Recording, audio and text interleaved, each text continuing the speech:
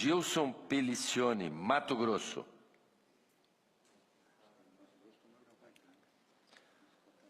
Wilde volta a lá vem. Gilson Pelicione se posicionando.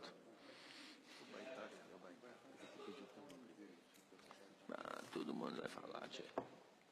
Tem nenhuma mulher caminhoneira aí? Vai falar também. Senhor presidente, demais deputados, deputado Assis do Couto, deputado relator Osmar Terra e aos demais colegas aí da bancada, bom dia e bom dia a todos os presentes.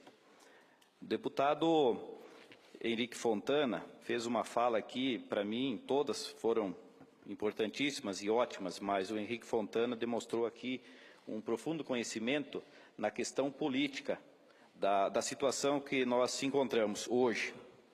E então, o que ele falou, eu até tinha anotado aqui para falar, mas eu não vou falar. Eu apenas gostaria de complementar um pouco a mais daquilo que ele falou na questão da bolha que houve desse programa que teve no governo anterior, do Procaminhoneiro e do Finame PSI, aonde isso era um sonho dos caminhoneiros autônomos e uma necessidade dos caminhoneiros autônomos para que eles pudessem fazer uma renovação, uma substituição dos seus caminhões. E isso, na verdade, beneficiou muito mais as grandes transportadoras donas de frota.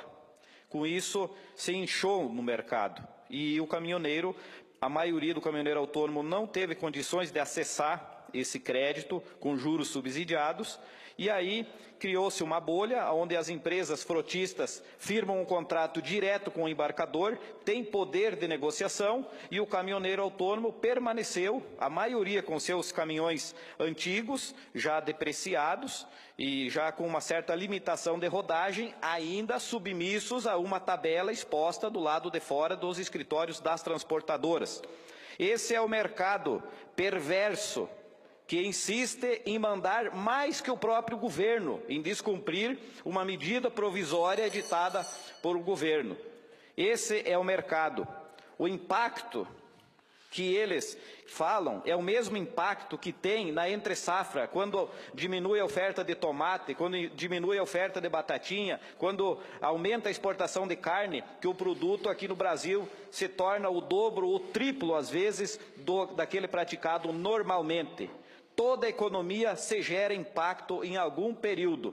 E esse impacto que eles estão falando, na verdade, é um impacto para que você chegue no mínimo, para que você chegue no razoável. Porque o caminhoneiro com esse piso mínimo só terá um mínimo de dignidade porque continuará cumprindo uma jornada de até 90 horas por semana. Então, o piso mínimo não vem trazer lucratividade para o caminhoneiro. O caminhoneiro faz sobrar o mínimo porque ele dobra a jornada de trabalho de qualquer categoria, de qualquer atividade no Brasil. Porque ele trabalha em condições degradantes, numa legítima escravidão. Não existe nenhuma atividade, nenhuma massa de trabalho no Brasil que trabalhe, que suporte as condições de um caminhoneiro. Emocionalmente, psicologicamente, fisicamente, ele fica longe da família nos momentos, às vezes nas datas mais importantes da sua família, ele fica doente, longe de casa e não tem uma esposa, não tem um filho para tomar um comprimido, ele não tem um veículo para ir um PSF na cidade onde ele está. Ele enfrenta rodovias com risco durante todo o período que está rodando, e muitas, por sinal, pedagiadas sem serem duplicadas, como é o caso da rodovia da morte do Mato Grosso, a BR-163, que perdemos vidas diariamente de trabalhadores que deixam filhos recém-nascidos, que deixam esposas, viúvas, sem condição de se manter, de ter qualquer outro tipo de renda.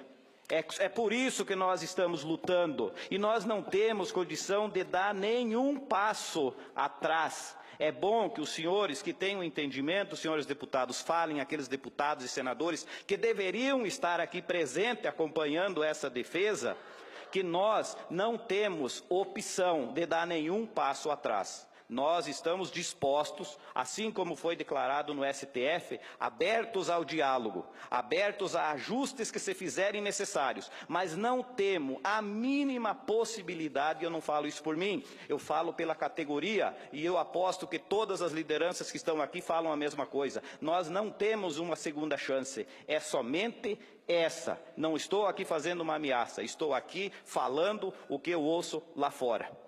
E mais, a medida provisória, ela está em vigor, mas nós sabemos que nem 50% estão cumprindo a lei, estão descumprindo a lei. E na medida provisória,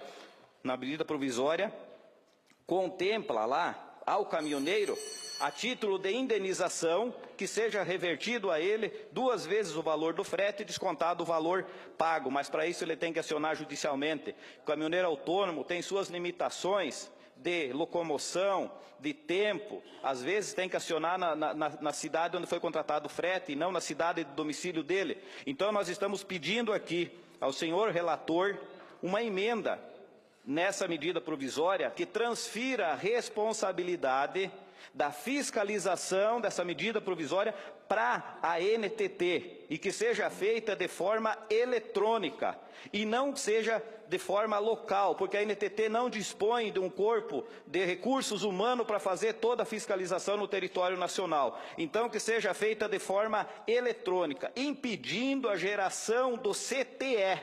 Impedindo a geração do CTE quando não atingir o piso mínimo do frete, que essa é a maior reclamação que está tendo lá fora. Os embarcadores estão represando as cargas e os motoristas muito não estão carregando porque não se submetem mais. Eles querem virar essa página. E como, inclusive, como sugestão de penalidade para quem descumprir a medida provisória, nós sugerimos que a NTT suspenda o RNTRC da transportadora que contratou o frete. Assim como nós, caminhoneiros, temos as nossas penalidades, inclusive a possibilidade de perder, de suspender a nossa RNTRC ou ETC, no caso do autônomo, que eles também estejam dentro dessa mesma condição de ser suspensa a RNTRC em casos que se comprove fraude, mesmo que o sistema não permita gerar o CTE, nós sabemos que há possibilidades de haver fraudes dentro dos conhecimentos de transporte, da contratação do frete. E quando isso for verificado, que se suspenda o RNTRC. Vou estar à tarde nessa bancada, não sei por que motivo, eu estarei à tarde, junto com os embarcadores. E faço questão de fazer o uso da palavra e de defender aquilo que é de direito de uma luta de mais de 30 anos, que não é culpa do caminhoneiro e não é culpa também do governo hoje, parcialmente apenas. A maior culpa é de um aproveitamento que houve em nome de uma livre iniciativa de um mercado que foi o maior beneficiado. O maior beneficiado foram as trades dentro do programa Pro Caminhoneiro e do Finame PSI, porque aí eles tiveram o triplo de caminhões no mercado e passaram a explorar aquilo que já era insuportável. Obrigado a todos e tenham um bom dia.